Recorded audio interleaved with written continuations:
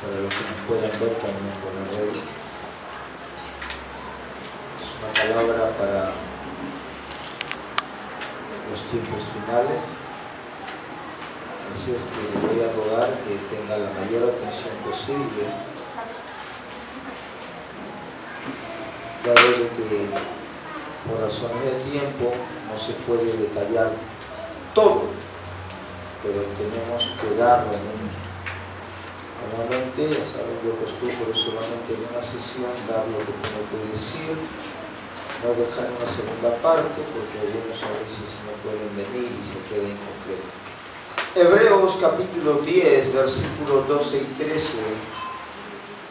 Hebreos capítulo 10, versículos 12 y 13. Dice la palabra del Señor: pero Cristo, habiendo ofrecido una vez para siempre un solo sacrificio por los pecados, se ha sentado a la diestra de Dios. De ahí en adelante, esperando hasta que sus enemigos sean puestos por estrado de sus pies. Repito. Pero Cristo, habiendo ofrecido una vez para siempre un solo sacrificio por los pecados, se ha sentado a la diestra de Dios. De ahí en adelante, esperando hasta que sus enemigos sean puestos por estrado de sus pies. Vamos a orar. Padre bueno, en cuya presencia venimos mediante la obra de Jesús, gracias en esta oportunidad que tú nos traes, Señor, para aprender de ti. Gracias por estos días de ayuno que hemos tenido. Vemos tu gloria, tu palabra con revelación y discernimiento. Y en esta noche también, Señor, tienes una palabra fuerte para la iglesia.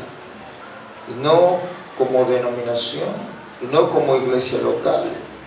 Es para la iglesia universal, Señor. Lo que hay en tu corazón, háblanos con revelación. Háblanos, Señor, como siempre lo haces, con claridad y precisión las cosas. Mas nos arrepentimos de antemano, que muchas veces por ignorancia, como está escrito en la palabra, tu pueblo perece, Señor. Dios, en esta noche tu palabra arranque la venda de nuestros ojos espirituales y podamos ver, Señor, con los ojos de la fe y por la obra de tu Espíritu Santo, más allá de lo que ven nuestros ojos naturales. Señor, me rindo completamente a ti, cuerpo, alma y espíritu, y dependo completamente de ti, Señor, dándote la gloria y reconociendo que estas cosas no es producto de mi investigación o estudios o experiencia. Es tu corazón abierto, dolido, quebrado, pero abierto, hablándole a la iglesia en esta generación. Oh Padre, te pedimos que nos ministres por tu palabra, en el nombre de Jesús. Amén. El contexto del pasaje, porque estos dos versículos solamente lo he tomado por, ya dije, razones de tiempo, no puedo tomar un pasaje mucho más amplio, pero para poder ubicarnos en estos dos pasajes cortados, por supuesto dentro de una estrofa mucho más grande, Pablo está hablando acerca de la superioridad del sacerdocio de Cristo sobre el sacerdocio de Moisés. Ese es el contexto del pasaje donde estamos viendo. ¿Y de qué cosas se hablan dentro de estos pasajes que estamos leyendo? De 4 cosas se están hablando. Se habla de la muerte de Cristo, se habla de la resurrección de Cristo, se habla de la exaltación de Cristo y se habla del reinado de Cristo. Vamos a ver, versículo 12, la primera parte. Pero Cristo, habiendo ofrecido una vez para siempre un solo sacrificio por los pecados, hasta ahí. Nos está hablando de la muerte expiatoria de Cristo para salvar a la humanidad de la condenación eterna que el pecado ocasiona, porque está escrito, la paga del pecado es muerte. Está hablando de la muerte sustitutoria de Cristo. La segunda parte del versículo 12, disculpen que esté corriendo porque hay otras cosas en las cuales me voy a detener y voy a hacer bastante énfasis. La segunda parte del versículo 12 dice, se ha sentado a la diestra de Dios. Cuando los sacerdotes en el Antiguo Testamento entraban al tabernáculo, al templo de Dios, que tenía 3 lugares claros, el atrio, el lugar santo y el lugar santísimo. El lugar santísimo estaba cubierto, estaba tapado, era completamente oscuro, nada lo iluminaba sino la misma presencia de Dios, que era la Shekinah, la gloria de Dios. Pero el asunto viene por algo, ¿qué cosa? Que desde el atrio que estaba abierto, iluminado, pasa el primer velo para el lugar santo. Había un candelero que iluminaba esa parte. Y el otro velo pasa para poder llegar al lugar santísimo, donde estaba oscuro y solamente la presencia del Altísimo iluminaba ese lugar. Escuchen bien, el sacerdote, toda la administración que hacía, recibir el cordero, recibir el buey, o lo que va a sacrificar en el altar, en el atrio, la sangre que se depositaba, que después iba a ser llevada al lugar santísimo para ser rociada sobre el propiciatorio, sobre el arca del pacto. Pero el asunto era de que durante todo ese proceso el sacerdote estaba de pie. En ningún momento, ni en el atrio, ni en el lugar santo, ni en el santísimo, había sillas o asientos para el sacerdote. Pero no solamente eso, sino que el sacerdote, vez tras vez, día tras día, mes tras mes, año tras año, década tras década, el sacerdote presentaba sacrificios, holocaustos y expiaciones.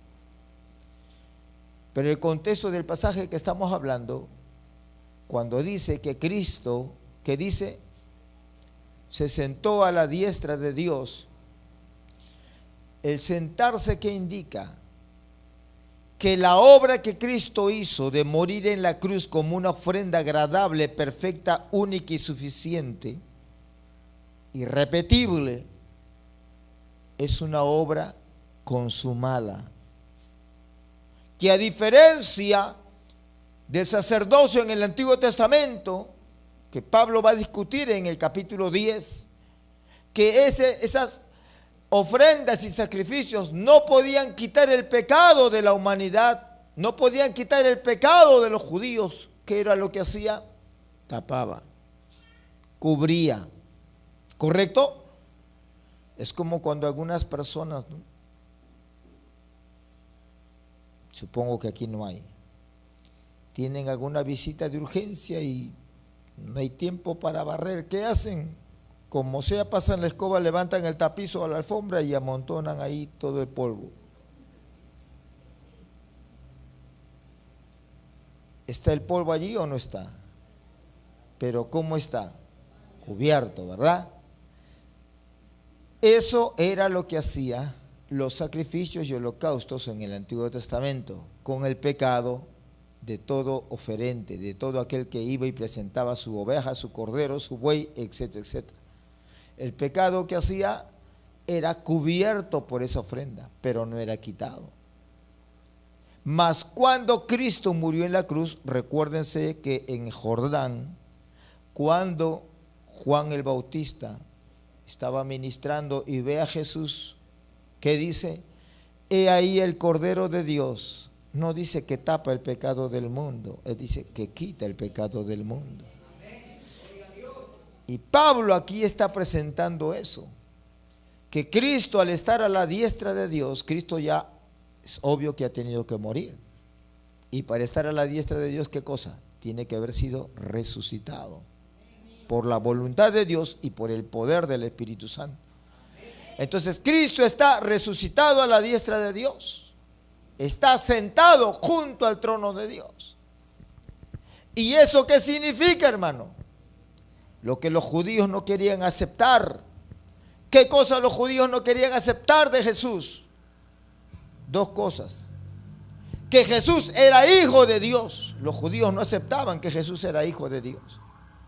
Y lo segundo que los judíos no aceptaban de Jesús es que Él decía ser Dios. ¿Me entiende? Por eso que una de las columnas vertebrales del mensaje que predicaban, del mensaje pentecostal que predicaban en el Nuevo Testamento, ¿de qué cosa era? De la muerte de Cristo, de la resurrección de Cristo, de la exaltación de Cristo y del señorío de Cristo. Entonces, aquí vemos eso. Cristo está resucitado, está a la diestra del Padre. ¿Qué está haciendo? Está cumpliendo una función que lo vamos a ver a continuación.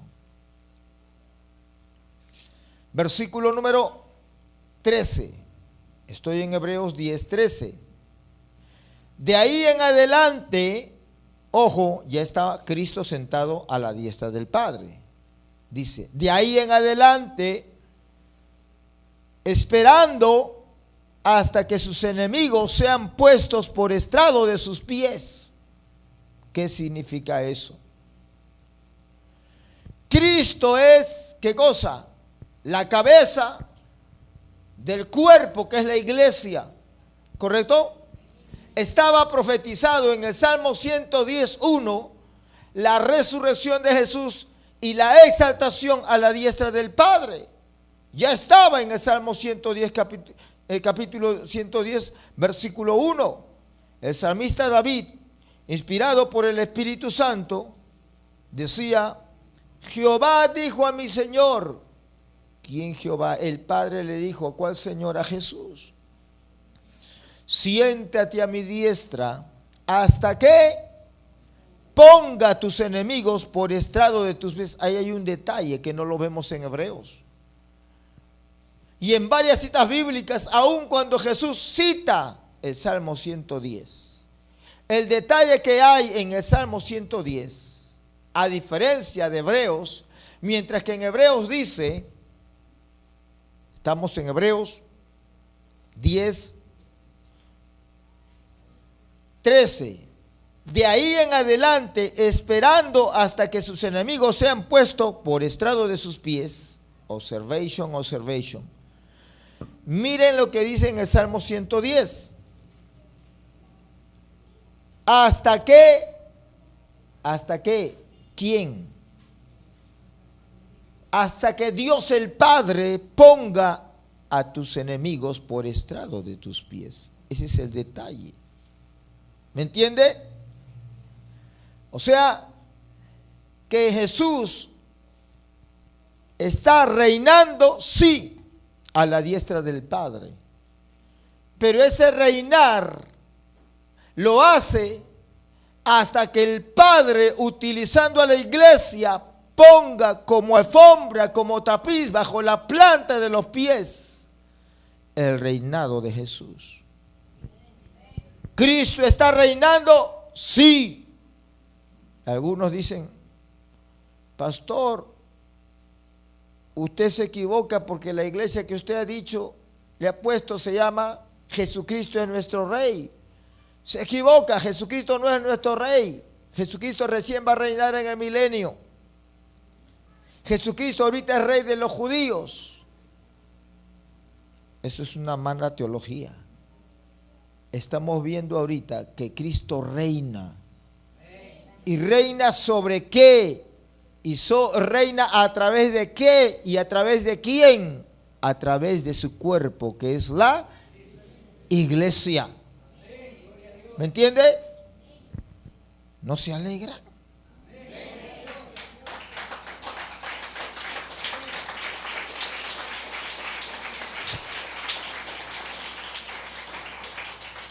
Un paréntesis, no es un chiste, es un paréntesis, no me estoy burlando. Pero en otras iglesias, hermano, hay que arrancarles. Y es que son iglesias que no están educadas a escuchar la voz de Dios. Recuerden algunas de ellas que predicaban, hermano, ni A, ni B, ni amén, ni ay, ni nada. Son iglesias que no están educadas a escuchar la voz de Dios. Y cuando Dios le habla, hermano, lo digo en humildad, delante del Señor. Predicaba y predicaba, era como que la agarrase a cachetadas. ¡Pah! ¡Pum! ¡Pah! Hermano, al final del sermón, la iglesia terminó como una papaya apachurrada, un plátano pisoteado. Pero valió la paliza. La iglesia, hermano, con su pastor pasó adelante a llorar como un niño al arrepentimiento. Porque hay muchas iglesias que no reciben palabra fresca de Dios. Predican lo que ellos creen que es, pero no lo que sale del corazón de Dios. ¿Me entiende?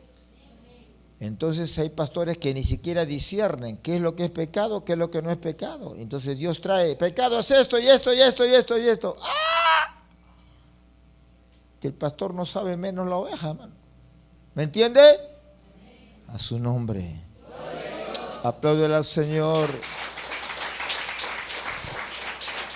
Así como esta noche el Señor está quitando y va a quitar y seguir quitando la venda de los ojos de la iglesia.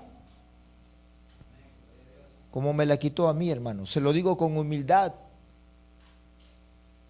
Por eso nos gusta este tiempo que el Señor nos ordenó como iglesia. Ayunen por lo menos una semana al mes para que una iglesia sobreviva espiritualmente. Y cuando lo hacemos, Dios nos habla claro, con discernimiento, con revelación, con doctrina. Porque estamos pagando el precio que el Señor nos ha dado y estamos dispuestos a seguir pagando más el precio. ¿Verdad? Yo se lo digo, los dije en el ayuno.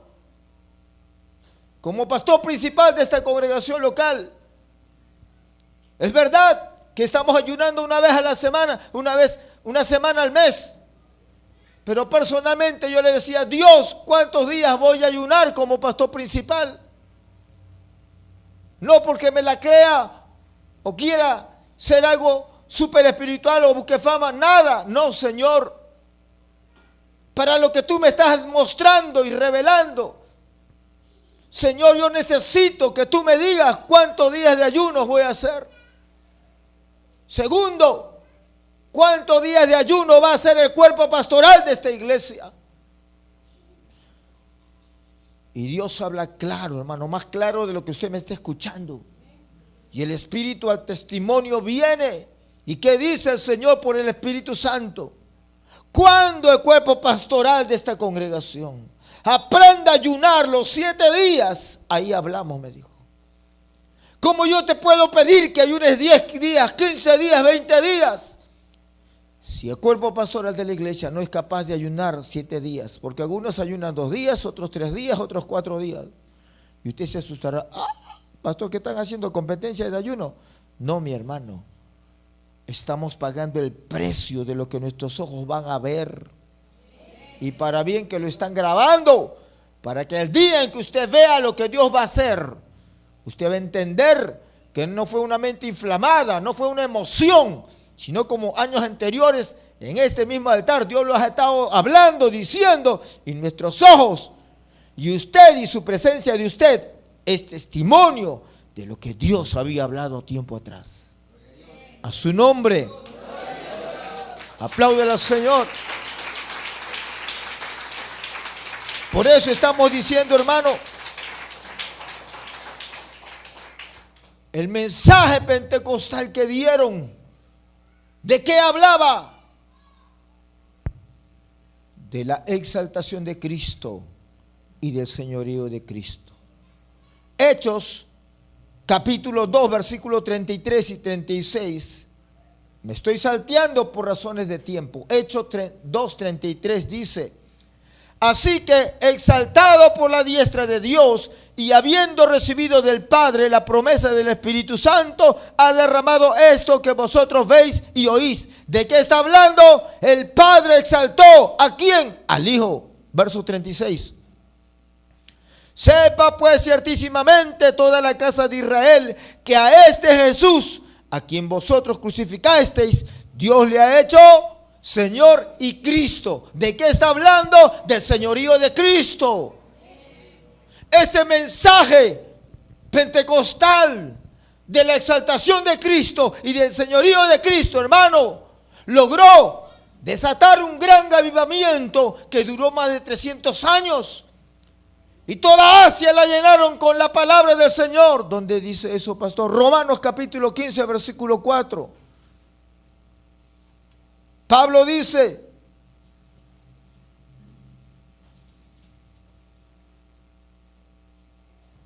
perdón, no es 4, es 15, 19, Romanos 15, 19. Con potencia de señales y prodigios en el poder del Espíritu de Dios, de manera que desde Jerusalén y por los alrededores hasta Ilírico, todo lo he llenado del Evangelio de Cristo. Y de esta manera me forcé a predicar el Evangelio, no donde Cristo yo hubiese sido nombrado, para no edificar sobre fundamento ajeno. Hermano, desde Jerusalén, Israel, hasta Ilírico. Hermano, estamos hablando del continente de Asia. No estamos hablando de un país, hermano. Éfeso, Laodicea, Tesalónica, Grecia, Roma, Chipre, todo eso lo habían llenado con la palabra del Señor. Entonces es importante entender, hermano, que para la iglesia del Nuevo Testamento, escucha bien, la exaltación de Cristo y el señorío de Cristo no era una teoría, no era una doctrina seca y muerta, era vivencia. ¿Y de qué manera ellos vivenciaban la exaltación de Cristo? ¿Y de qué manera ellos vivenciaban el señorío de Cristo? Vamos a ver cómo ellos demostraban al mundo de que Cristo estaba a la diestra del Padre. ¿Solamente porque hablaba? No, hermano. Ellos entendían que Cristo era la cabeza y la iglesia, ¿qué cosa era? Ellos habían entendido el Salmo 110, ¿qué cosa? Que Cristo iba a reinar. Sí, pero ¿cómo? Con los ángeles y arcángeles allá. No tiene sentido entonces que diga que Él va a reinar hasta que sus enemigos estén debajo de la planta de sus pies. No tiene sentido que Cristo esté allí reinando. Entonces, ¿a qué se refería? A que Cristo está como cabeza ya, pero la iglesia en el Nuevo Testamento sometía a los principados y a las potestades, a la muerte y al diablo y a los demonios bajo la planta de sus pies. Jesús lo dijo, hermano. Jesús lo dijo. ¿Cómo lo dijo Jesús? Mateo 16, 18. Estoy corriendo por razones de tiempo.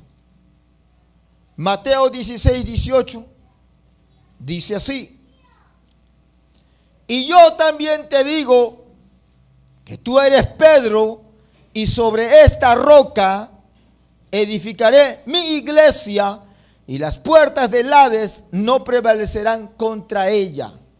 Esta frase, edificaré mi iglesia y las puertas del infierno, en griego es Hades, no prevalecerán contra ella. Escuche bien. Primero, Hades, para que usted pueda entender. Si no entiende eso, usted no va a entender claro. Hades aquí es sinónimo del infierno, del lugar donde van ¿quién? La parte inmaterial del ser humano que no ha vivido conforme al conocimiento y la voluntad de Dios. Porque cuando el hombre muere hay una parte inmaterial que sale y se va al cielo, al tercer cielo, o se va al infierno, dependiendo de cómo ha sido su relación con Dios. Si he conocido a Dios por medio de la fe en Jesucristo, se arrepintió de su pecado y vivió en santidad, se va con el Señor. Esa parte inmaterial. El cuerpo se queda a la tumba. ¿Correcto? Y si ha sido un impío, un rebelde, un pecador, su parte inmaterial está en el infierno ahora mismo. Ahora, estamos diciendo, ¿qué cosa? Jesús dijo, hermano, no Pablo ni Bernabé, Jesús lo dijo. Edificaré mi iglesia. Comencemos por ahí. ¿De quién es la iglesia? De aquel que la compró con su sangre. La iglesia, los miembros, cada uno de los miembros de la iglesia. No es de una organización, no es de una denominación, no es de un pastor, no es de un evangelista, no es de un apóstol, no es de nadie, sino de aquel que la compró a precio de sangre.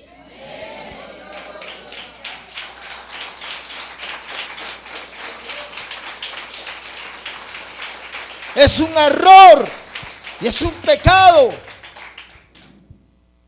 cuando hay pastores que creen que son dueños de las ovejas, cuando hay líderes eclesiásticos que se dueñan de las ovejas como si fuesen, ¿qué cosa? Un producto, una mercadería. Lo he visto, no me han contado, hermano, viajando 25 años en esta nación, como sea en provincias o en la capital de este país. Entre los altos directivos negocian los cargos. Ah, ya, tú eres mi amigo, no, ya te voy a poner como pastor de esa iglesia. Esa no es la forma bíblica en la cual se instaura un ministro de la palabra en una iglesia, hermano.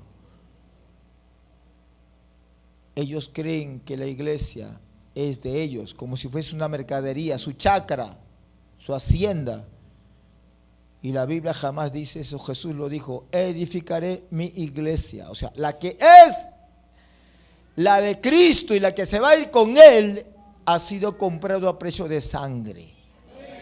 Pero la falsa, la que se va a quedar, esa no ha sido comprado a precio de sangre. Eso es proselitismo religioso. Usted no me va a venir acá a decir que los testigos de Jehová, los mormones, los adventistas se van a ir con Dios, por favor. No es así. ¿Me entiende? Jesús dijo: edificaré mi iglesia, pero ahí no se quedó. ¿Qué más dijo?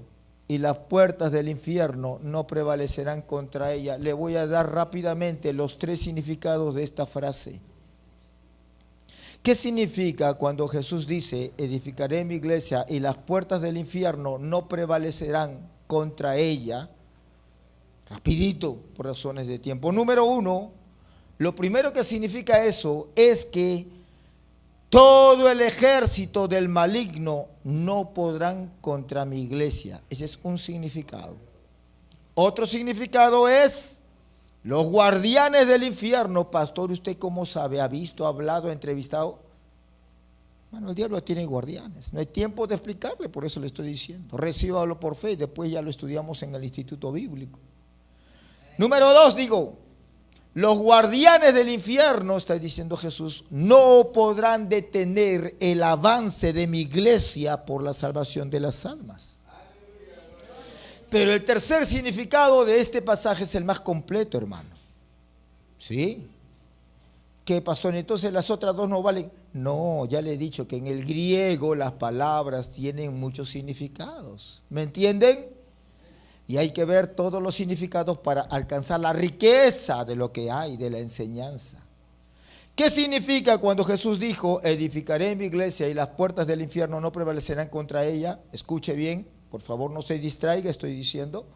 La palabra griega Hades, que se traduce como infierno, viene de la palabra no ver. Entonces, la palabra Hades en este contexto significa un reino de seres espirituales invisibles al ojo humano, pero real. Hades significa un ejército bien organizado. A eso se refiere con Hades, no a un lugar de muertos, no, sino está haciendo referencia a un reino de seres espirituales invisibles al ojo humano, pero real. Un ejército bien organizado. Ese ejército espiritual invisible al ojo humano bien organizado es lo que está diciendo Jesús. Ese ejército bien organizado, demoníaco, con Satanás a la cabeza, es lo que está diciendo Jesús. ¿Qué cosa? No tendrá poder, no asaltará, no tendrá dominio ni control sobre mi iglesia. Y no será suficientemente poderosa para soportar el avance de mi iglesia. A su nombre. Apláudele al Señor.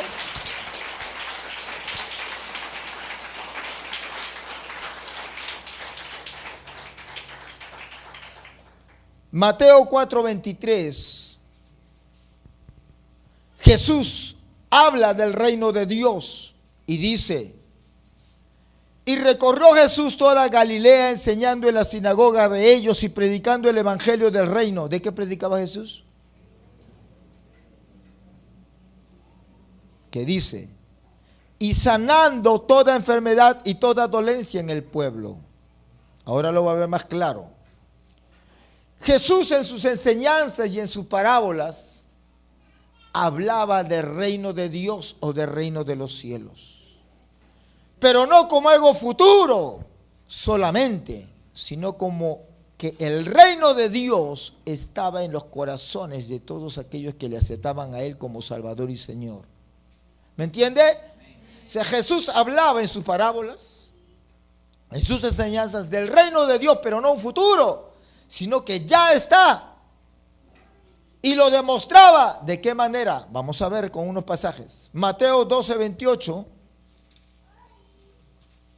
dice así: pero si yo, está hablando Jesús, por el Espíritu de Dios echo fuera los demonios, ciertamente ha llegado a vosotros, ¿quién? El reino de Dios. O sea, que el reino de Dios Jesús lo mostró ¿cómo? ¿Como un paraíso? No, señoras y señores. ¿Cómo lo mostró? Yo soy el rey, dice Jesús. Y aquí no hay adversario espiritual, ni diablo, ni muerte, ni enfermedad que va a detener a mi reinado. ¿Me entiende? O sea, el reino de Dios, ¿qué es? Un conflicto entre ¿quién? Entre el reino de las tinieblas, el diablo que desde Adán y Eva se opuso al propósito eterno de Dios. Ese adversario, ese Satanás y todo su ejército demoníaco que se opone a la voluntad de Dios, contra ellos Jesús sometiéndolos o juzgándolo, a eso Jesús está diciendo: si yo hago eso, entonces el reino de Dios está en vuestros corazones. A su nombre. Están durmiendo. Yo no creo que sea para usted una paliza. No creo, hermano. Creo que para usted la palabra es dulce que la miel. En otras congregaciones sí es una paliza porque vamos a los tiempos, hermano. Imagínese, ¿no? Todo lo que usted sabe de aquí, en un año ir en una iglesia en 2 horas, hermano, se atragantan. Usted acá lo recibe domingo tras domingo, miércoles tras miércoles, lunes y sábado, ahí está aprendiendo. ¿Me entiende? Apláudele al Señor.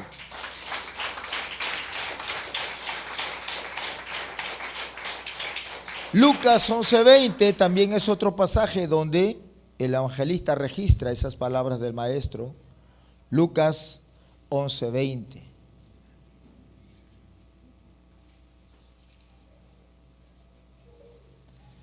Mas si por el dedo de Dios echo yo fuera los demonios, ciertamente el reino de Dios ha llegado a vosotros. Vamos a avanzar. Hay unos versículos más que tenemos que analizar antes de aplicar las cosas a nuestras vidas, hermano, como iglesia. Por eso le dije, esta es una palabra fuerte. Estamos pagando el precio y Dios suelta esa palabra, hermano. No vaya a ser como otras iglesias, por favor, ¿eh? En otras iglesias sello la palabra, por favor, acá no se sella la palabra. Colosenses 2:15. Vemos Jesús reinando, dominando, triunfando. Dice: Y despojando a los principados y las potestades, los exhibió públicamente, triunfando sobre ellos en la cruz. ¿Qué dice? Despojando a los principados y potestades, los exhibió públicamente, triunfando sobre ellos en la cruz. ¿De qué está hablando? Jesús venció ¿a quién? A lo que diría, ¿en dónde? En Mateo. Jesús venció al Hades, que indica ¿qué cosa? Todo ese ejército espiritual bien organizado. El diablo, demonios y principados, Jesús lo venció ¿dónde? En la cruz. Pero un momentito, Jesús ya lo venció. Ya dijimos, Jesús está a la diestra del Padre, está reinando hasta que sus enemigos sean puestos debajo de la planta de los pies. ¿De quién? De la iglesia. Entonces Cristo tiene que reinar. Y eso hacían los creyentes del Nuevo Testamento. No había diablo, no había demonio, no había enfermedad, no había ni muerte. Los reprendían en el nombre y la autoridad de Jesús. Por eso que Pablo se ríe en la cara de la muerte en los Corintios y dice: muerte, ¿dónde está tu poder? Si he sido lavado por la sangre del Cordero, si he sido santificado, para mí el vivir es Cristo. Y si vienes muerte, me haces un gran favor, porque arriba tengo ya no paliza, ya no azote, ya no pobreza, no tengo nada de eso, dice Pablo. ¿Qué tengo arriba? Tesoro, corona, mansión, mi nombre, porque uno de los que va a estar en la columna ahí, imagínate, la ciudad bella, hermosa, eterna, va a llevar el nombre del Pablo, el apóstol. Entonces Pablo se reía en la cara de la muerte. ¡Oh, muerte, ¿dónde está tu poder? Para mí el vivir es Cristo y el morir es ganancia. ¡Aleluya! ¡Aleluya! ¡Gloria a Dios! Esa es la actitud de la iglesia. Eso es lo que Dios quiere. Esa es la iglesia del Nuevo Testamento. Una iglesia, hermano, que el diablo y el infierno lo tenía bajo la planta de sus pies. Sí.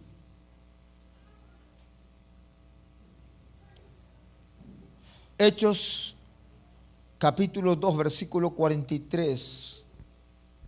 Vamos a ver rapidito porque estamos volando. Hechos 2:43 dice: y sobrevino temor a toda persona, y muchas maravillas y señales eran hechas por los apóstoles. Hechos 5:12. Y por la mano de los apóstoles se hacían muchas señales y prodigios en el pueblo, y estaban todos unánimes en el pórtico de Salomón. ¿Cómo demostró la iglesia del Nuevo Testamento que Cristo estaba exaltado? Porque ellos quebraban el poder del infierno. Ellos demostraban como iglesia que Cristo estaba como cabeza a la diestra del Padre, pero la iglesia estaba en victoria, en conflicto permanente contra el infierno. Ese avivamiento de Pentecostés no duró un mes, no duró un año. ¿Qué nos dice la historia? 340 y tantos años duró el movimiento de Pentecostés. Por eso que el imperio romano fue lleno del evangelio de Cristo. Y ni la muerte, ni el sacrificio, ni la tortura, ni la pobreza, ni nada, hermano, pudo detener a la iglesia del Señor. ¿Me entiende? No lo pudo hacer. Ellos que predicaban: Cristo está a la diestra del Padre, resucitado en gloria, ofrenda única y suficiente, y Cristo es el Señor. Ahora viene el problema, hermano. Y ahí sí tenemos que hablar serio. Y por eso le dije, hermano, esto es una palabra fuerte. Depende cómo usted está en su corazón, usted lo va a entender ahora. Escuche. Cristo ya hizo su parte. Cristo ya hizo su parte al encarnarse.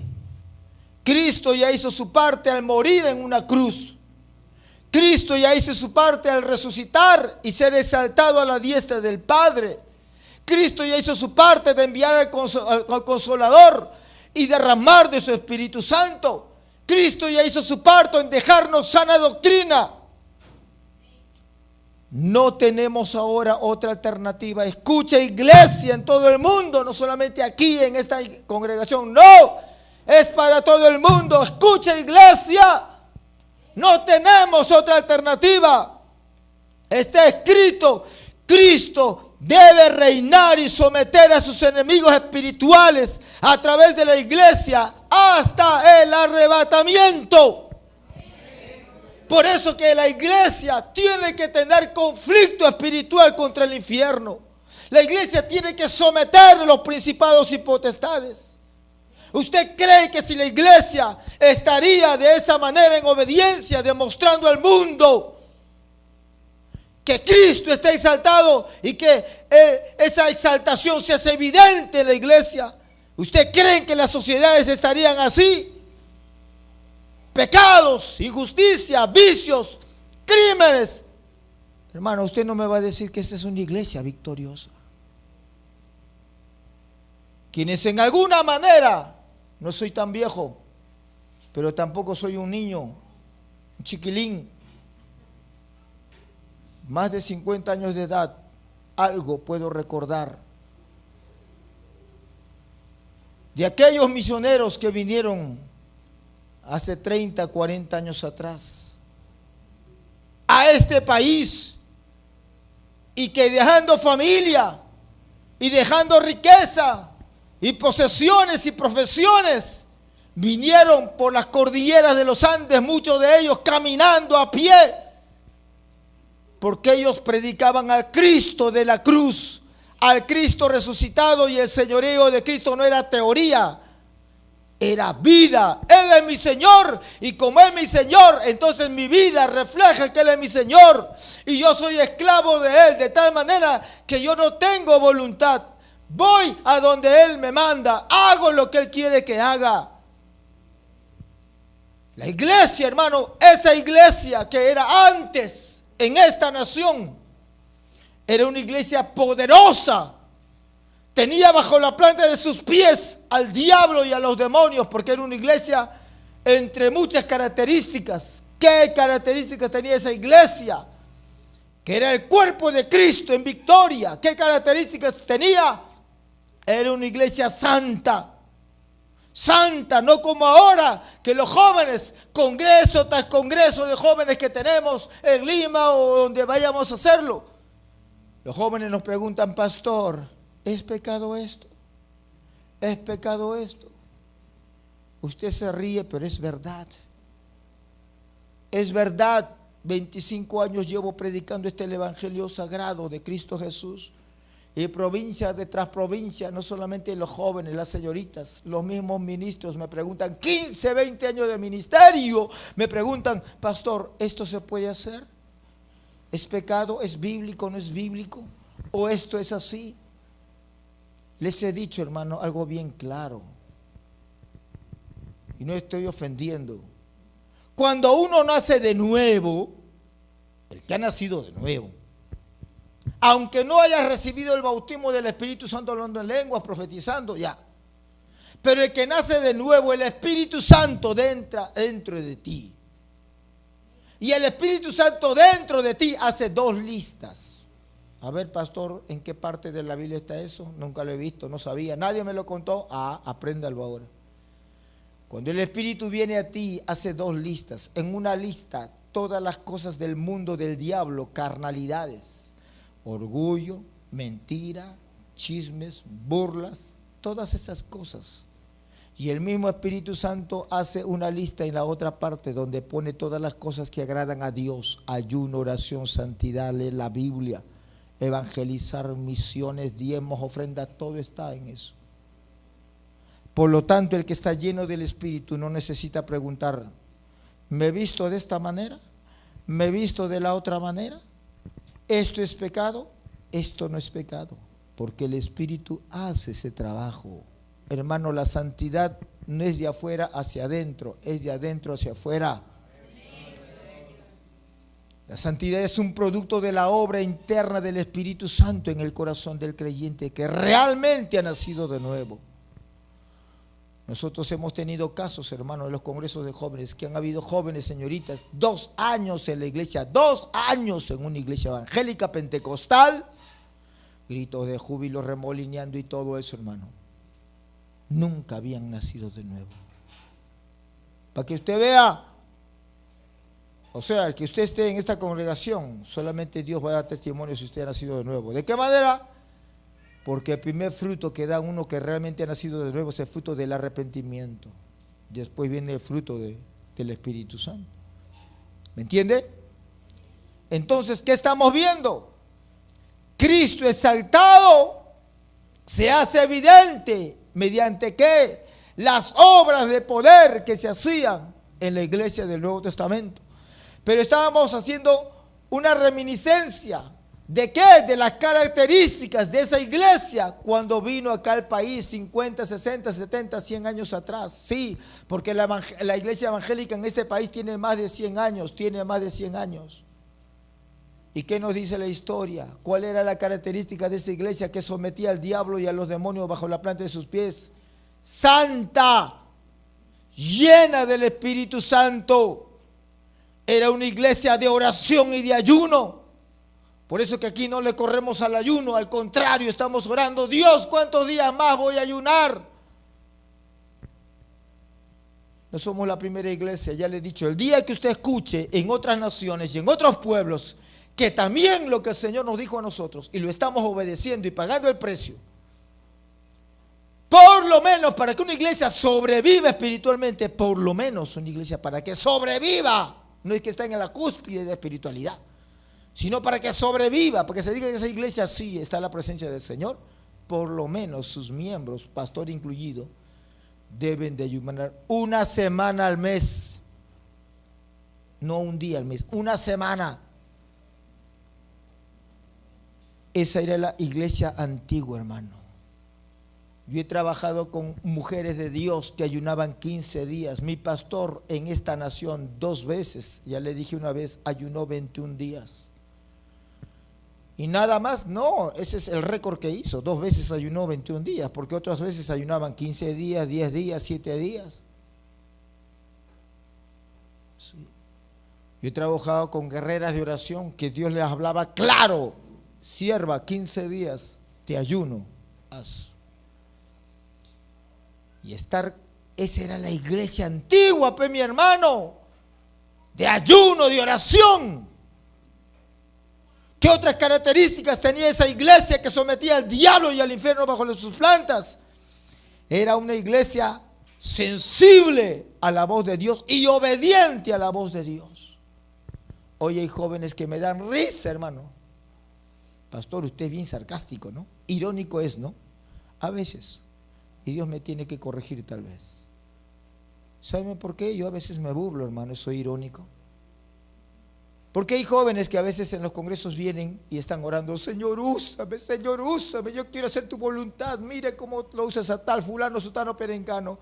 Y lo primero que el Espíritu Santo viene al corazón, lo digo porque lo he estado en otra iglesia, lo he predicado. Y pobre hijito, porque después su papá se reía, pastor, gracias, pastor, Dios lo usó, ¿por qué? Le ha dado una paliza a mi hijo. A ver, usted ahorita va a entender por qué. Jóvenes que dicen, Señor, señoritas que dicen, Señor, úsame, y no son capaces de obedecer al papá y a la mamá en la casa. ¿Tú crees que si yo fuese desobediente a mis padres, rebelde, malcriado como más de uno de ustedes, yo estaría acá? Ya ves que no pueden decir amén. Está duro la paliza, pues. ¡Ay! Digan que sea. Es que es cierto. Joven, señorita, úsame. El diablo te usará. El diablo usa rebeldes, desobedientes, malcriados. No puedes ni botar la basura, no puedes ni arreglar tu cama, no puedes arreglar tu cuarto. Úsame. El diablo así te va a usar. Flojos, renegones, maldicientes, eso usa el diablo. Pero el Dios santo que yo sirvo, hermano, y lo digo delante del Señor, no he sido perfecto, Dios me libre de decir que he sido perfecto. Pero si ya les dije, les conté que mi padre ni televisor nos compró. Yo le he dicho, hermano, y mis hermanas que viven, usted puede preguntarles y decirles verdad. Ni televisor teníamos. Y esa disciplina férrea, hermano, mis hermanas ya le dije, mayores que yo, jamás conocieron discoteca, ni baile del mundo, jamás, hermano. Ay, pastor, ¿su papá ha sido pastor? ¿No ha sido pastor? Qué malo su papá. ¿Cómo no le va a dejar a las chicas, aunque sea una quinceañera? Nada, ni quinceañera. Por eso el día que mis hermanas se casaron, mi madre con justicia le dijo al novio: mira, joven, te estás casando con una señorita virgen. Número 2, estas señoritas no saben lo que es tomar, ni bailar, ni discoteca, ni nada. Ajá, así es, mi hermano. ¿Me entiende? Por eso que yo me río con los jóvenes. Señor, úsame. Hijito, obedece a tu papá. Estoy hablando en otra iglesia, porque ahí estaba un papá y ahí estaba su chiquitín. Y cuando comencé a decir: joven, niño, Dios no te va a usar hasta que seas obediente, el papá le codeaba por arriba y por abajo todo lo que podía. Y al final el niño salió con la oreja para abajo, con una papaya apachurrada. Y el papá contento dijo: pastor, voy a invitarle un pollo a usted. Le ha dado una paliza, me dijo. No, mi hermano, yo no, ni con pollo ni con nada.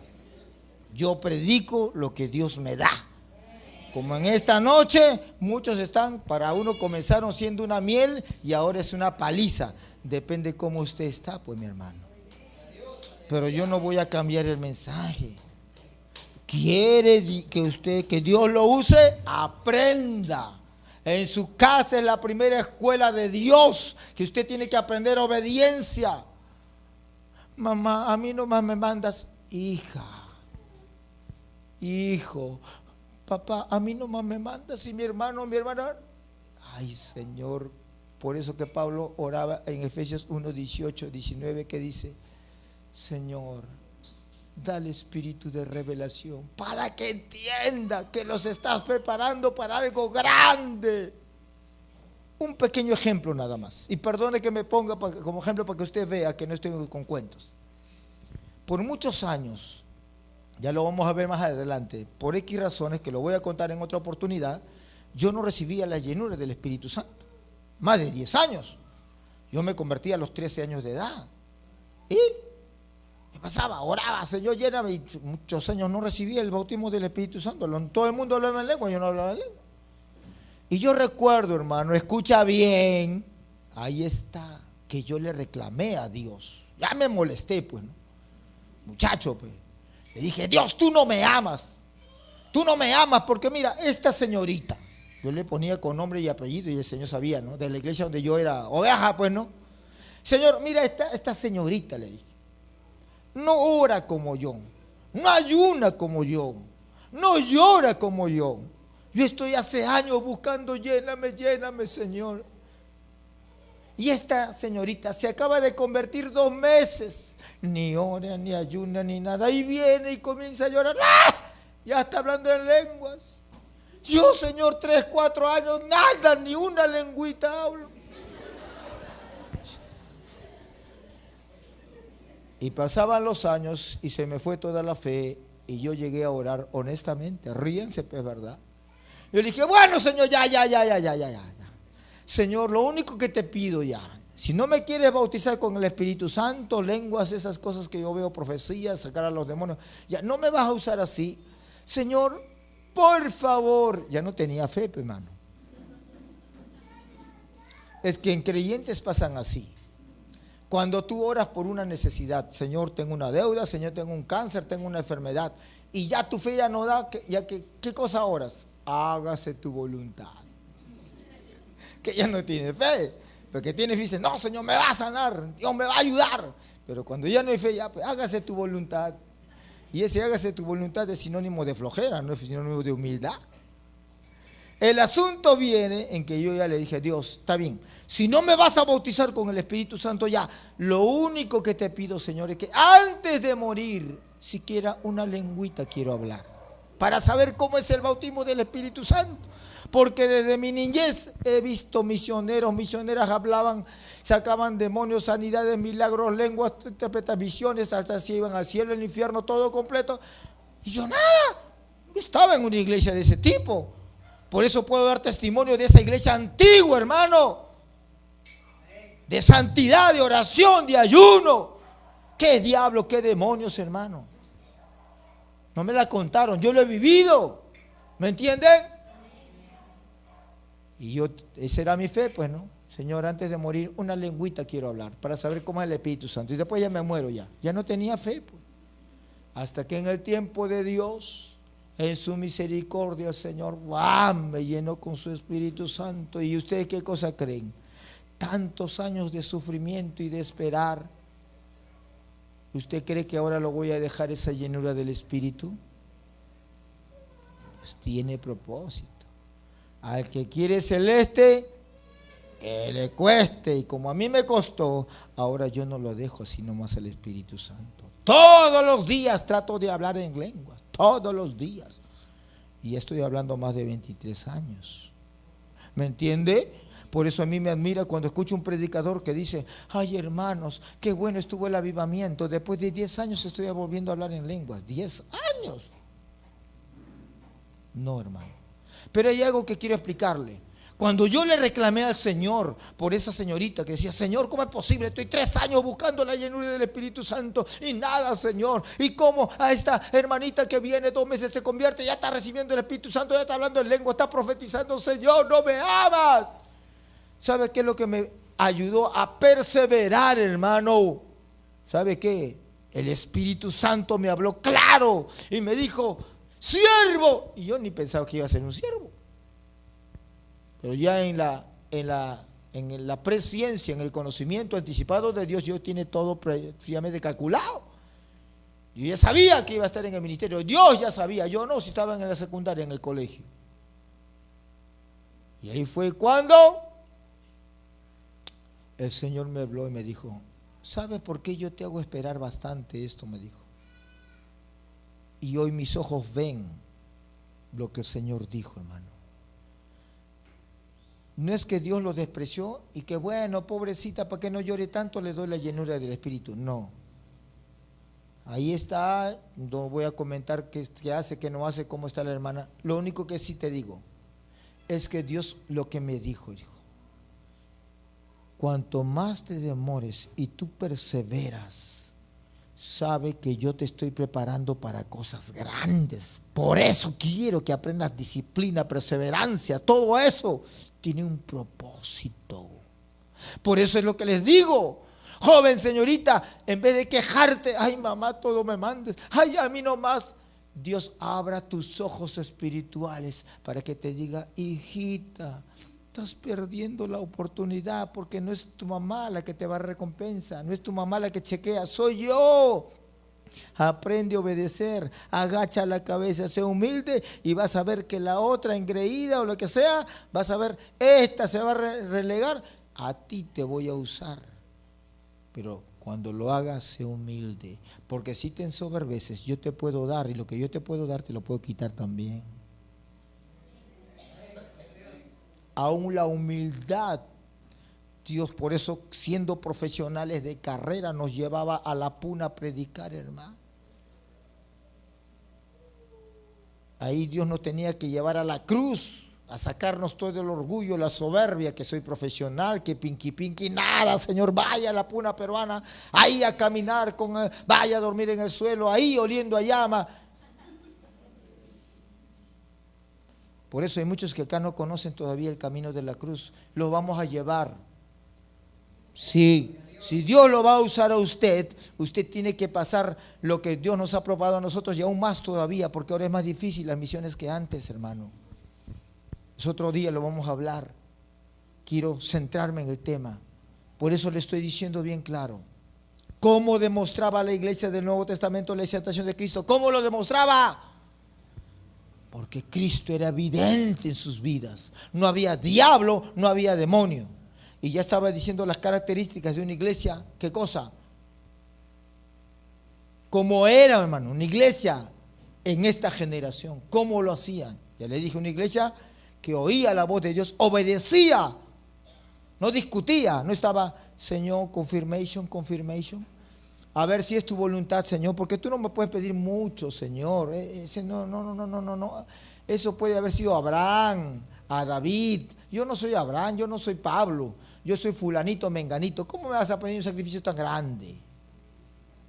Cuando Dios más grande te va a usar, te va a exigir más. Ese es un principio.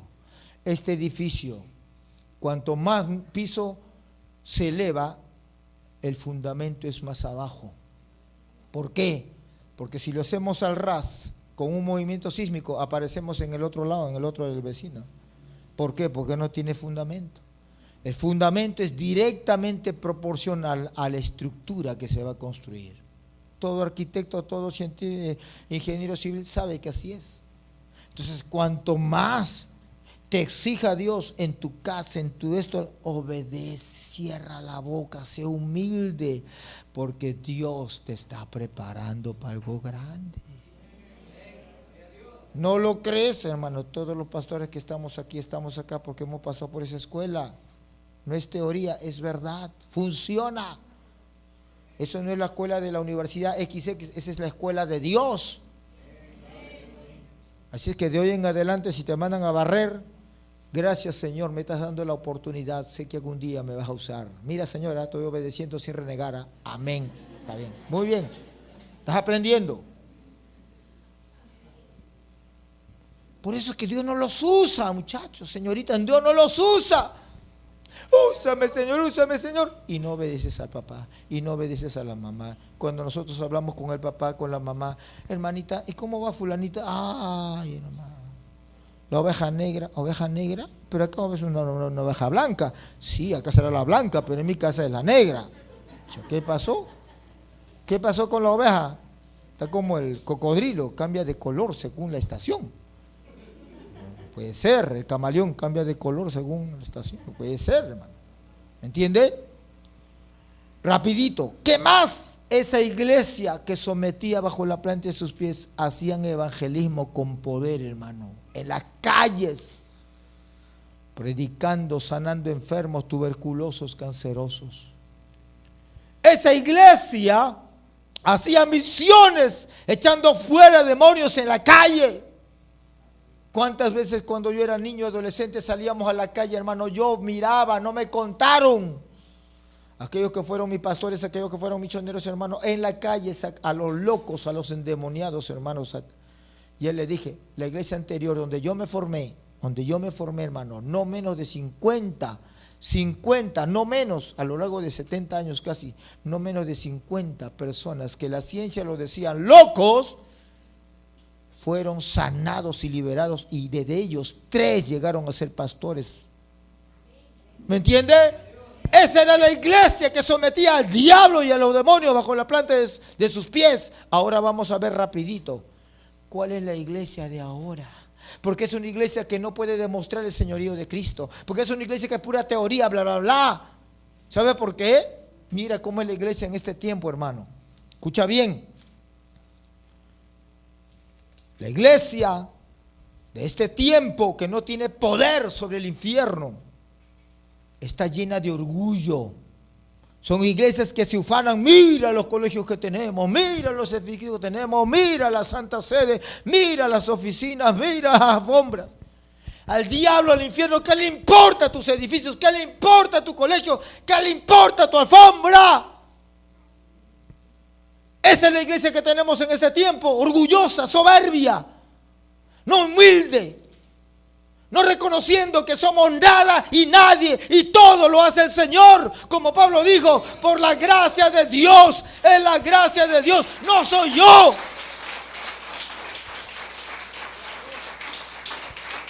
Pastores orgullosos, rebeldes, envidiosos, compitiendo entre ellos. Le dije, mi pastor antes de fallecer, a solas me llamó a la oficina. No un día antes, casi un año antes de fallecer. Me llamó a la oficina, hace casi 10 años atrás. Y él me dijo, Díaz, quiero hablar contigo, me dijo. Yo era más joven que ahora.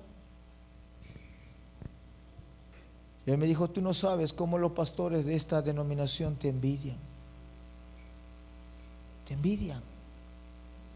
Porque tú eres un muchacho.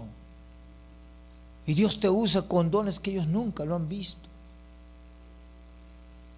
Ellos no van a tus campañas, pero se enteran porque sus ovejas van. Y le dice, ¿cómo es posible que el pastor X habla en lengua, profetiza, saca a los demonios, Dios lo usa en sanidades, visiones, revelaciones, palabra fresca? ¿Y usted, pastor, qué cosa es? Una papaya apachurrada, ni orar puede. ¿Qué hace usted pastoreándonos? Y los pastores tenían envidia. La envidia surge porque tú no tienes o no puedes hacer o hacer lo que el otro es. ¿Me entiende? Y yo por eso no me voy a sentir mejor que nadie. Yo creo y predico y lo digo lo que Pablo dijo. No soy yo, mi estudio ni nada, es la gracia de Dios en mí por su misericordia. El día que me presente delante de Él en el trono, ahí en el tribunal de Cristo, no iré fundamentado en mi capacidad, en todo lo que haya podido ser y hacer para Dios. No, solamente llegaré, como dice ese himno, ya llegaré al cielo, así será mi canto. Yo era un vil indigno, mas Cristo me salvó. Eso es lo que somos, hermano. Es la gracia de Dios obrando en nosotros. No es ni que seamos empresarios ni profesionales, nada. Es la misericordia que Él tuvo de nosotros, que nos vio perdido, extraviado en el vicio y la inmundicia, y de ahí nos sacó. Y hoy por su misericordia nos usa como Él quiere. Esa es la iglesia del Señor. Una iglesia, decíamos, ¿cómo tenemos la iglesia orgullosa? ¿Cómo tenemos la iglesia en la actualidad? Una iglesia que no conoce al Cristo de la cruz. Una iglesia que está predicando Cristo de fantasías, Cristo Papá Noel, Cristo vendedor, pero no predica el Cristo de la cruz. Es más, como dice Pablo, son enemigos de la cruz. En otro mensaje lo vamos a ver eso, los enemigos de la cruz de Cristo. Que es real eso. Esa es la iglesia que tenemos, aborrecen la cruz. Y no lo digo porque no lleven una cruz o un crucifijo ahí en su altar. No digo eso, hermano. Otros ya han llegado a extremos de que antes tenían una cruz ahí en el altar, en el púlpito, en el atrio, en el atril. Ahora tienen un león. Dice que es el león de Judá. Otros tienen un águila. Ignoration, no saben que el águila no solamente es símbolo de los Estados Unidos, una sociedad que se está pudriendo y corrupta. No, sino el águila es el símbolo de quién, del escudo de quién, del Imperio Romano. Sacaron la cruz y pusieron el águila. Para que usted vea, la iglesia de hoy es una iglesia tibia, mediocre, carnal, es incrédula, es una iglesia fría. La iglesia de hoy se ha convertido en un club social. Jesús dijo bien claro: mi casa será llamada casa de oración y puerta del cielo. Pero muchos lo han convertido en un prostíbulo donde jóvenes y señoritas fornican. La iglesia que tenemos hoy no somete al diablo bajo la planta de sus pies, porque no tiene carga de Dios en oración, no llora por sus pecados, no conoce el dolor del corazón de Dios. Mientras ayunábamos, el Señor me habló claro lo que le voy a decir literalmente. En muchas partes del mundo, y no voy a mencionar denominaciones porque nos van a ver por las redes, sino porque me denuncien, no tengo temor de eso, sino para no ofender. Y no porque no quiere que me invite, sino porque es real. El Señor me dijo en muchas partes del mundo y me mencionó denominaciones, iglesias evangélicas en este país y en partes del mundo. El Señor dice: mi iglesia me ha clavado un puñal en el corazón, porque tanto le di hace 100, 40, 80, 100 años, tanto le di unción, palabra, lo que eran nada, les enseñé, pero hoy me han traicionado. ¿De qué manera me han clavado el puñal? Cuando se han ido detrás del materialismo, cuando están ¿Qué? Con doctrinas extrañas que yo nunca les enseñé a eso. Por eso llevo clavado en el corazón un puñal. Por eso que en el ayuno de la mañana, el día jueves, yo les predicaba acá. Dios a nosotros nos está confiando. Dios a nosotros nos está confiando la sana doctrina. No porque seamos mejor que otra denominación. No porque seamos dignos, sino por su misericordia. Pero el desafío que tenemos, y es lo que el Señor dice: no me vayan a clavar un puñal como otros lo han hecho. Y eso es responsabilidad, mi hermano. Eso no es un juego, no es sentimentalismo. Ya lo han hecho otros, dice el Señor. Bien clavado un puñal, porque se han mundanalizado. Ustedes no hagan lo mismo. Es el desafío que Dios nos da. ¿Y qué hacer frente a eso? A una iglesia muerta, carnal. Y podríamos seguir mencionando la lista, que es grande, una lista de las características de una iglesia muerta en esta generación. ¿Cuál es, mi hermano? ¿Qué respuesta Dios nos puede dar? Número uno, para que nunca caigan, nunca sean una iglesia muerta. Número uno, primero, valoren la gracia. La iglesia ha entendido mal el concepto de gracia de Dios. Que la salvación es por gracia, es cierto. Nada de lo que hagamos, ni orar, ni guardar el domingo, ni el sábado, nada va a comprar nuestra salvación. Nada. La obra que hizo Cristo en la cruz es única, irrepetible, suficiente y completa. Ni guardemos el sábado, ni guardemos el domingo, ni nos vitamos así, ni nos vitamos asá. Nada tiene que añadir a lo que Cristo hizo en la cruz. Somos salvos por fe y por gracia, ¿correcto? Pero ¿por qué vivimos en santidad? ¿Por qué obedecemos la palabra? Para mantener esa salvación que se puede perder. Pero también, ¿para qué? Para hacer tesoros en los cielos, para tener recompensa en los cielos. ¿Me entiende? Pero algo que el Señor nos dice: dile a mi iglesia que no me vaya a clavar un puñal. ¿Por qué? Porque la iglesia tiene que entender que yo estoy a la diestra del Padre, pero la iglesia tiene que someter a los principados y a las potestades demoníacos bajo la planta de sus pies. ¿Cómo va a hacerlo? Número uno, valora la gracia de Dios. ¿Cómo, pastor? ¿Cómo valoro la gracia de Dios? Entiéndelo. Cristo dejó su trono, dejó su corona. Él no dijo voy a ver mi novela. Él no dijo voy a ver la Champions League. Él no dijo voy a leer mi revista y después me encargo de tu salvación. No dijo eso. Él nos vio perdido y condenado para siempre. Dejó su trono, su corona. No lo pensó dos veces. Él se hizo hombre, vivió como tú y como yo. Lo humillaron, lo pisotearon, lo escupieron, hicieron todo lo que quisieron. Siendo Dios, siendo rey. No era un arcángel o querubín, no. Siendo Dios, Él lo hizo por ti y por mí. Eso es lo que el Señor nos va a reclamar un día. Yo lo di todo por ti. Y tú no puedes ni venir al culto.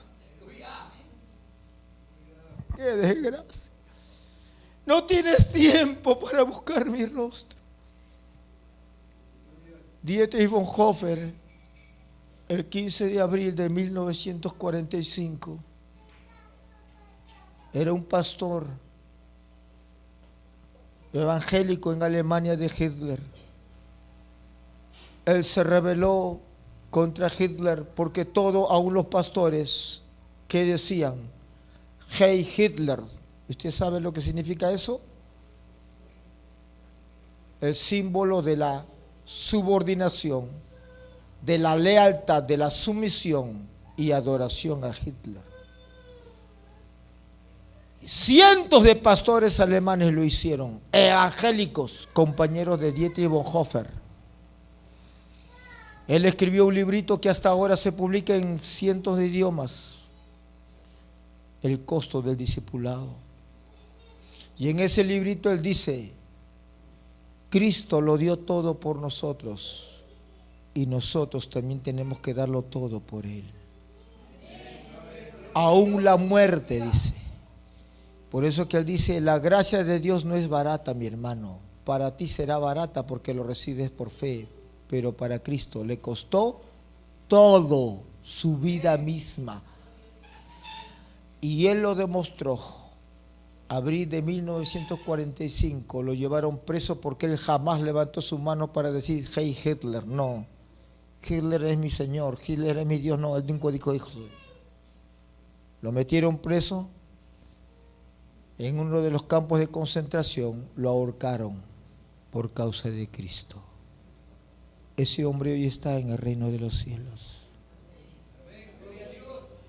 Pero sus escritos le han dado la vuelta al mundo en muchos idiomas, porque él demostró con su vida que el costo del discipulado no es un curso, no es una moneda, no es un diezmo, no es una ofrenda, es tu vida. Cristo lo dio todo por nosotros. Él te va a exigir que tú también lo des todo por Él. Y Él lo demostró con su vida. Prefirió ser ahorcado y no rendirle culto a un loco que llevó a más de 60 millones a la muerte. La segunda manera en la cual nosotros vamos a hacer que Cristo que está a la diestra, el mundo vea. ¿Qué cosa? Que Cristo esté exaltado. ¿Cuál es, hermano? Cuando entremos en una guerra a muerte con el infierno. Te lo voy a decir mejor de una visión que el Señor mostró a uno de los pastores que estamos en este cuerpo pastoral. En esta visión, te dirá, pastor, pero usted está predicando visión. No, estoy dándote la visión para que ilustre, porque estamos hablando de la exaltación de Cristo. En esta visión el Señor mostró que Dios en su tiempo va a derramar su espíritu sobre esta casa. Lo va a hacer. Como Él ya nos dijo, hermano, cuando mi espíritu caiga sobre esta casa, hasta los niños van a profetizar. Para bien que lo están grabando. Para bien que lo están grabando. Ahora, pero escuche, no es así de fácil. El Señor también dijo, si ustedes buscan mi rostro, ahí está la condición. Si ustedes se santifican, si el cuerpo pastoral se mantiene en unidad, si pagan el precio del ayuno y de la oración, yo derramaré de mi espíritu sobre esta casa. Será tremendo lo que voy a hacer. Esa es la primera parte. La segunda parte, hermano, no estoy exagerando, hay testigos de lo que estoy hablando. ¿Cuál es la segunda parte? El Señor mostró en esta visión principados y potestades demoníacas. No un par de demonios, hermano. Lo que ya hemos trabajado en liberación, lo que ya Dios nos ha dado discernimiento, podemos diferenciar principados de lo que son demonios. Así sean 1000 demonios, son demonios. El Señor mostró principados y potestades contra la iglesia y contra el cuerpo pastoral y dijo, si el cuerpo pastoral está dividido, sepan que los principados y potestades lo van a destruir uno por uno. Y el Señor dijo, ¿cómo van a vencer esos principados y esas potestades demoníacas? ¿Cómo lo van a hacer? Orando en el Espíritu, orando en lenguas. No voy a preguntar cuánto oras en lenguas, pero tenemos que llegar a eso. Usted no puede orar en lenguas si primero no ha recibido el Espíritu Santo hablando en lenguas. Usted no puede orar en lenguas si no tiene una vida de oración diaria. ¿Me entiende? Entonces, para hablar de orar en el Espíritu y de orar en lenguas, 2 requisitos mínimos. Uno, tenga que usted tener una disciplina diaria de oración. Mínimo orar media hora, 2 horas es lo ideal. Y lo segundo, haber recibido el bautismo del Espíritu Santo hablando en lenguas. Porque orar en el Espíritu es orar con lenguas que Dios te da. Sean celestiales, sean angelicales, o sean espirituales, o sean humanas. Son lenguas que el Espíritu Santo te da. ¿Qué más dijo el Señor en la visión? Dio nombres, que parecía idioma hebreo, pero dio nombres de principados y potestades. Y el Señor decía, cuando oren en lenguas, mencionen estos nombres, estos principados, y expúlsenlos. ¿Qué significa? Los que ya trabajamos, no soy experto en eso. Aunque tengo un tema de orar en el Espíritu, orar en lengua, tengo un tema, pero yo no lo puedo dar mientras usted no está en ese nivel. ¿Me entiende?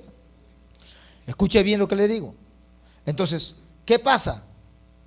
El Señor dijo, cuando oren en el Espíritu, mi Espíritu les va a dar los nombres de los principados y potestades. ¿Por qué? Los que trabajamos en liberación sabemos qué cosa. Que a veces cuando uno ministra liberación, ¿qué es lo que pasa? Los demonios se camuflan, se esconden en la persona. Usted está ministrando un endemoniado y parece que ya está sano, ya no necesita liberación. Pero el Espíritu Santo que te da discernimiento, ¿qué te dice? Llámalo por este nombre. Cuando uno declara ese nombre del demonio, porque todos los demonios, principados y potestades tienen nombre, todos. Y el Espíritu Santo lo sabe, por supuesto. Y el Espíritu Santo te dice, llámalo de esta manera. Y tú repites el nombre, hermano, de ese que se parece que ya está liberado. Hermano, los demonios a colores en vivo y en directo se manifiestan. Ahí es donde usted tiene que tener autoridad, las armas que el Señor le da, y expulsarlo en el nombre de Jesús. A su nombre. Aplaude al Señor, aleluya.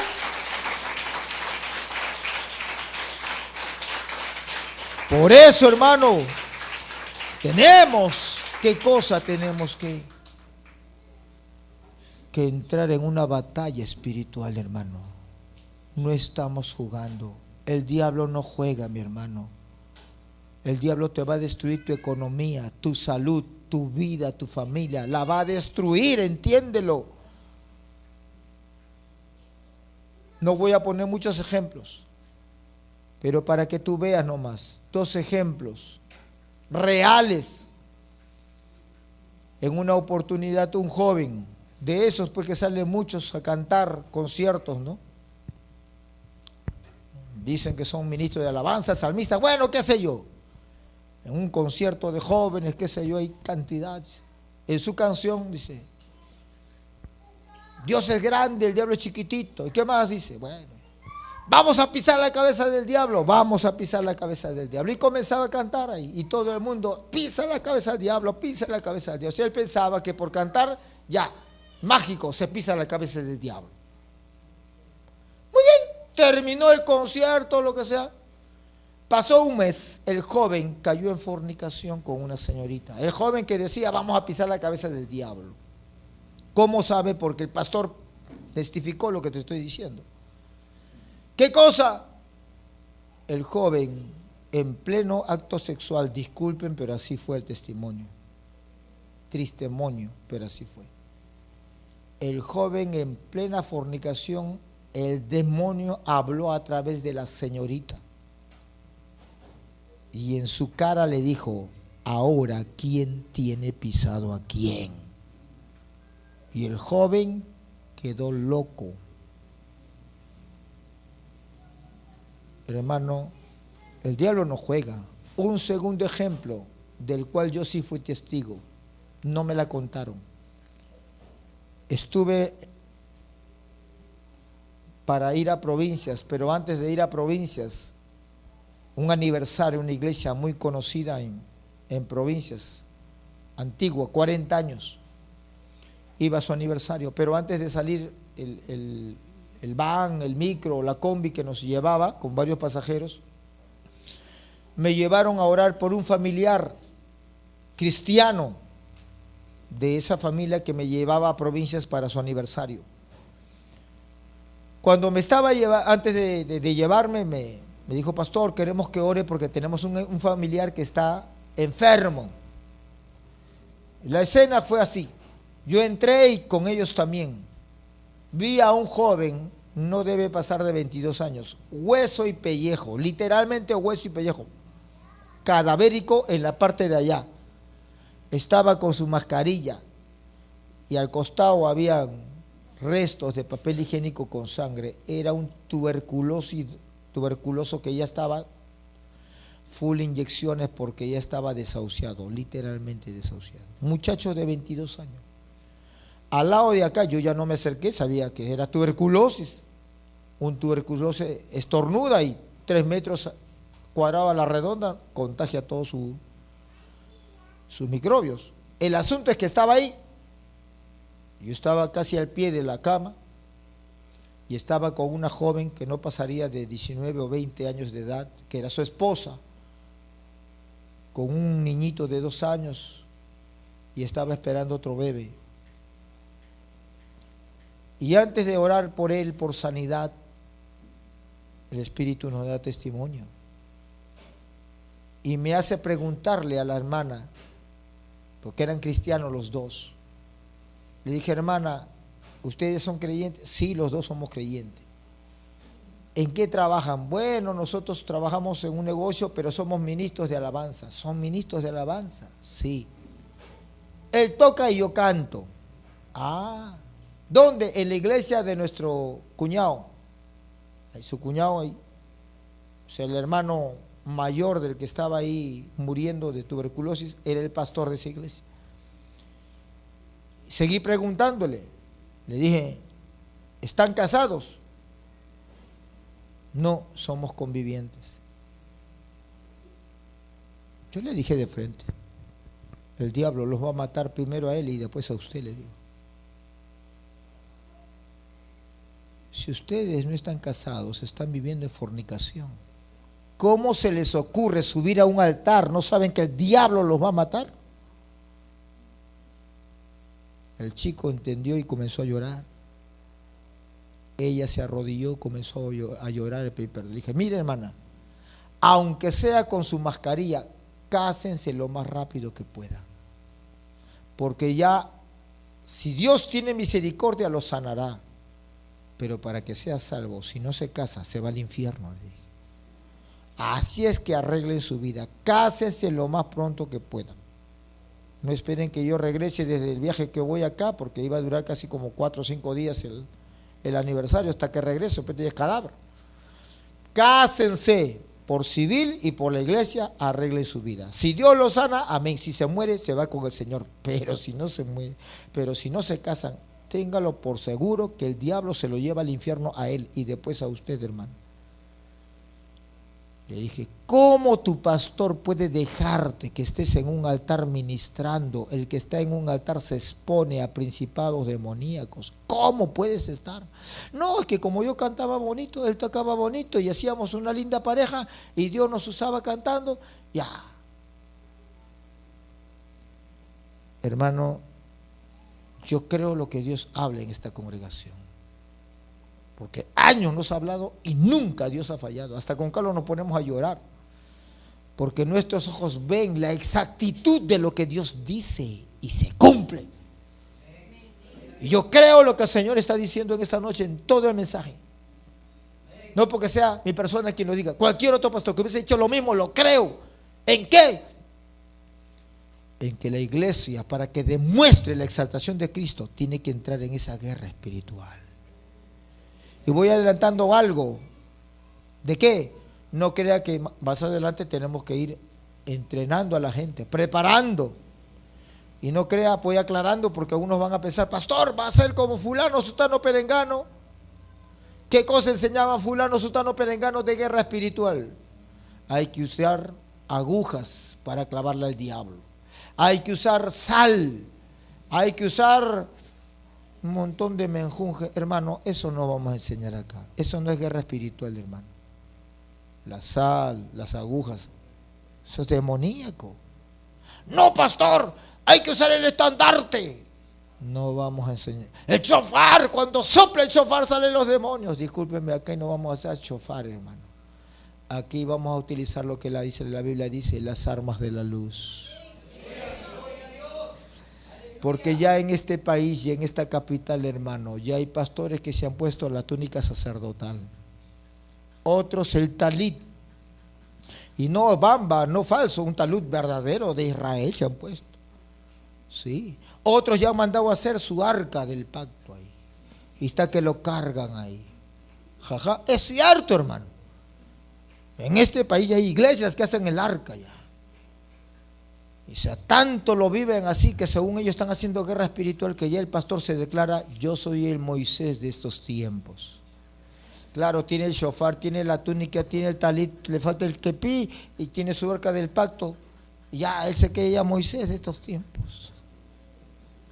¿Hasta dónde? No, eso no vamos a hacer acá, hermano. Si Dios nos llama a una batalla espiritual, Dios nos va a dar las armas. Y no son locuras, hermano.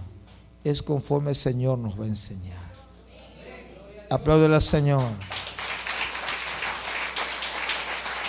Lo último que le digo en esta noche, en cuanto a esto, hermano, de lo que Dios quiere que hagamos, hermano, antes de entrar en esta batalla a muerte. Sí, hermano. Pero Dios va a hacer su palabra. ¿Qué quiere Dios? Multitudes vendrán y este lugar va a quedar pequeñísimo, como ya Dios lo mostró en más de una oportunidad. Sí, no lo descubrí yo, ya Dios lo ha mostrado. Cuando su gloria caiga en esta casa, hermano, la gente va a estar queriendo entrar por las ventanas. Así que vamos a orar. Yo estoy orando por todo el edificio. Yo no sé si usted ora por este nomás. Yo tengo fe, Señor, dame el edificio. Porque necesito hacer mi colegio evangélico, necesito hacer mi instituto bíblico, necesito para las ramas toda la semana. ¿No tiene fe usted? Si la iglesia anterior donde yo estaba pastoreando estábamos pidiendo $1 millón. ¿Por qué? Porque en ese tiempo, 20 años atrás, no hace 20 años atrás, ¿por qué pedíamos $1 millón a Dios? Porque un terreno grande en una esquina queríamos comprarlo para hacer la radio, para hacer un colegio cristiano en ese lugar. Y si hubiésemos estado ahí todavía, Dios nos hubiese dado, hermano.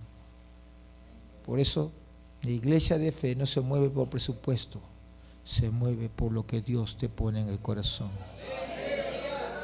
¿Usted qué cree? ¿Que $1 millón vale la sanidad de una persona que está con cáncer? Hermano, hay enfermedades que ni $1 millón, ni en Estados Unidos, ni en Europa, en ninguna parte del mundo te va a devolver la salud. ¿Cierto? Yo ya he visto a Dios en el ministerio sanar cáncer.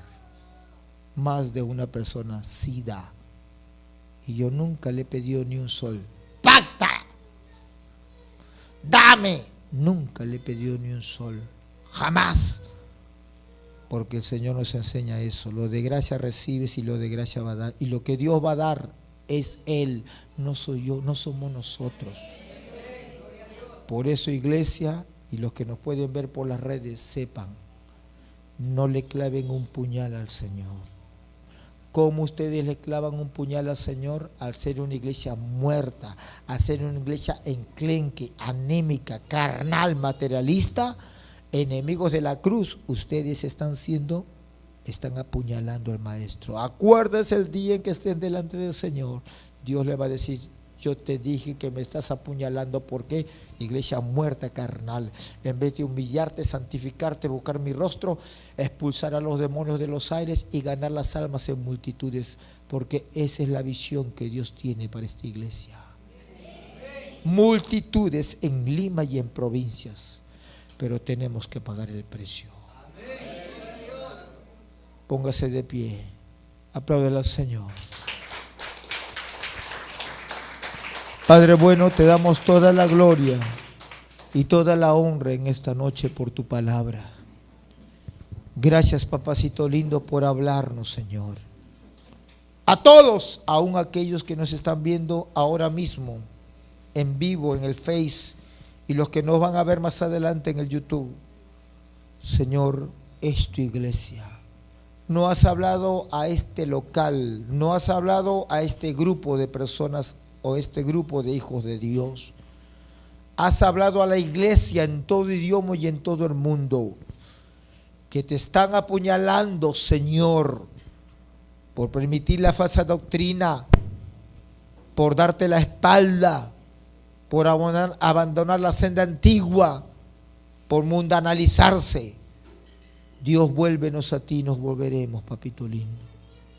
Señor, ayúdanos a ser obedientes a la visión. Cumpla tu propósito en nuestras vidas. Señor, guíanos. Como dijo Moisés, si tu presencia no va delante de nosotros, no nos saques de este lugar. El diablo nos destruye, Señor, y tú lo sabes más que nadie. El diablo lo toma segundos, minutos para destruir un ministro que a ti te toma 20 años en forjar. Por eso, Señor, si tu presencia no va con nosotros, no nos saques de este lugar. No nos metas a esa batalla, Señor. Pero si, como tú dijiste, si obedecen mi palabra, si pagan el precio, si hacen mi voluntad, mi presencia irá delante de vosotros. Y no habrá diablo, ni demonio, ni principado que pueda soportar tu presencia. No existe, no hay, nunca lo habrá. Gracias en esta noche, papito lindo, por sentarnos a tu mesa y darnos de tu abundancia y de tu grosura, pan del cielo. Señor, perdónanos si para muchos ha sido una paliza en vez de ser miel, porque estamos chuecos, torcidos, andando en la carne. Pero gracias porque tu palabra está liberando, Señor, no solamente vidas, personas, aún ministros que estaban andando chueco y torcido, pero que tu Espíritu Santo llevará esta palabra y los llevará de nuevo a la senda antigua, al ayuno, a la oración, a las lágrimas y al mover del Espíritu Santo. Gracias por todo, papito lindo, en el nombre de Jesús. A su nombre. A su nombre. ¿Quién lo hizo? Cristo. ¿Quién lo hizo? Cristo. Apláudele al Señor. Vamos a continuar.